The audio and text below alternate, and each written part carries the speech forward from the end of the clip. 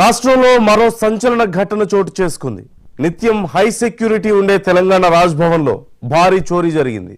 ఈ మేరకు సుధర్మ భవన్లో మొత్తం 4 హార్డ్ డిస్క్లు మాయమైనట్లుగా రాజ్భవన్ ఐటీ మేనేజర్ ఈ నెల 15న పంజాగుట్ట పోలీసులకు ఫిర్యాదు చేశారు. ఈ నేపథ్యంలో రంగంలోకి దిగిన పోలీసులు ఈ నెల 14వ తేదీన మొదటి అంతస్తులో ఉన్న గదిలోకి ఒక ఆగంతకుడు దూరి హార్డ్ డిస్క్లను ఎత్తుకెళ్లినట్లుగా సీసీటీవీ ఫుటేజ్ ద్వారా గుర్తించారు.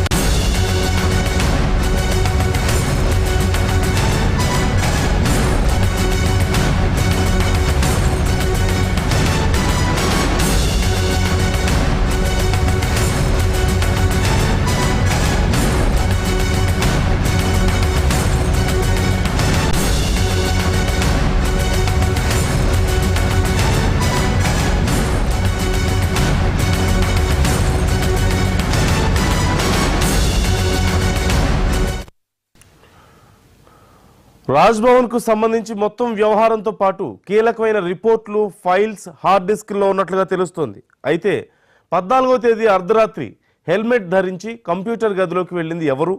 ఇది ఇంటి దొంగల పనేనా లేక బయట వారు ఎవరైనా చేశారా అన్నదానిపై పంజాగుట్ట పోలీసులు అన్ని కోణాల్లో ఆరా తీశారు. ఈ మేరకు తాజాగా పంజాగుట్ట పోలీసులు రాజ్భవన్లో అవుట్సోర్సింగ్ ఉద్యోగిగా పనిచేస్తున్న హార్డ్వేర్ ఇంజనీర్ శ్రీనివాస్ హార్డ్ డిస్క్లను చోరీ చేసినట్లుగా గుర్తించి అరెస్ట్ చేశారు. అనంతరం అతన్ని పోలీసులు రిమాండ్కు తరలించారు.